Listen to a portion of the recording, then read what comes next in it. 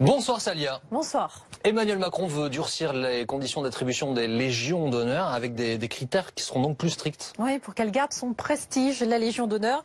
C'est la plus haute et la plus ancienne distinction nationale. Elle a été créée par Napoléon Bonaparte en 1802 pour récompenser les citoyens les plus méritants. Depuis sa création, plus d'1 million de personnes ont été décorées. Sous la Ve République, le président qui a décerné le plus de Légions d'honneur, c'est Valéry Giscard d'Estaing avec une moyenne de 4600 par an. Ah ouais, quand même.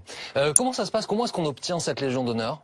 Alors normalement, on ne la demande pas, la Légion d'honneur. On la reçoit et c'est tout un processus conduit par cet homme, le grand chancelier de la Légion d'honneur, le général Puga, ici à l'investiture du président. Monsieur le Président de la République, nous vous reconnaissons comme grand maître de l'ordre national de la Légion d'honneur. Bonjour. Bonjour madame. Le voici, c'est le collier que vous avez présenté à Emmanuel Macron. Élu au suffrage universel, le Président de la République est de droit grand maître de la Légion d'honneur. Au dos des maillons, il y a les noms des présidents de la République. Alors là, il y a 16 maillons, ça commence à René Coty, on passe par Charles de Gaulle et tout ça. Voilà. Jusqu'à Emmanuel Macron, mais il reste 3 maillons et après vous faites comment? Ensuite, on fera un autre collier.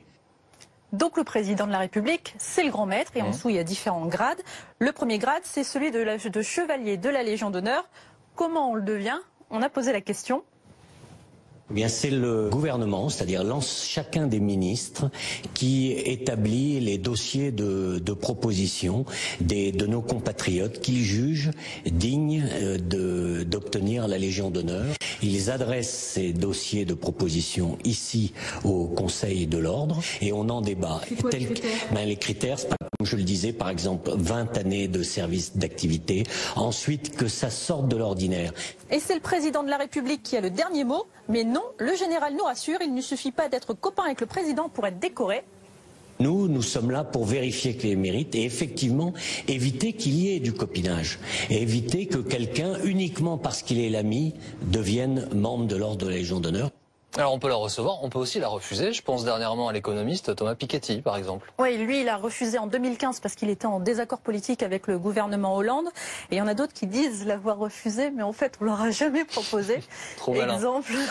Exemple Sophie Marceau. Ah ouais. On lui a jamais dit qu'elle pouvait avoir la Légion d'honneur. Et il y a des Légions d'honneur qui font polémique, comme celle du producteur Harvey Weinstein. Au cœur du scandale aujourd'hui, il a été décoré en 2012 par Nicolas Sarkozy. La France veut désormais lui retirer sa médaille. La décision qu'a prise le président Macron de lancer une procédure, m'a demandé de lancer une procédure disciplinaire pour monsieur Weinstein. Eh bien, cette procédure, elle est en cours, mais nous ne communiquons pas sur les progrès qu'elle fait. Mais il y en a d'autres qui posent question, comme celle accordée à Mussolini, Franco, Bachar al-Assad ou encore Vladimir Poutine. Mussolini a été décoré en 1926. Donc on était encore tout à fait au début, si vous voulez, du mouvement, et c'était à l'époque où le gouvernement français a estimé qu'il était nécessaire d'avoir des relations avec l'Italie. Mais lorsque les intéressés commettent des fautes contre l'honneur, le code de la Légion d'honneur prévoit qu'on engage une procédure disciplinaire. Donc il y a un retrait possible pour voilà, la... Exactement. Mais c'est engagé ça pour Bachar al-Assad, pour Mussolini, pour Franco? Nous engageons, ils sont morts, donc pour ceux qui sont morts, évidemment, c'est dans le passé. Oui, alors ils sont pas tous morts, justement, il y a un nom qu'on vient d'entendre qui pose problème et qui est d'actualité. Exactement, je vais poser la question. Pour Bachar al-Assad, il est toujours vivant, il est toujours au pouvoir. Il y a une procédure en cours pour lui retirer... La procédure est en cours et vous n'aurez pas, nous ne rendrons pas publiques les décisions qui sont prises.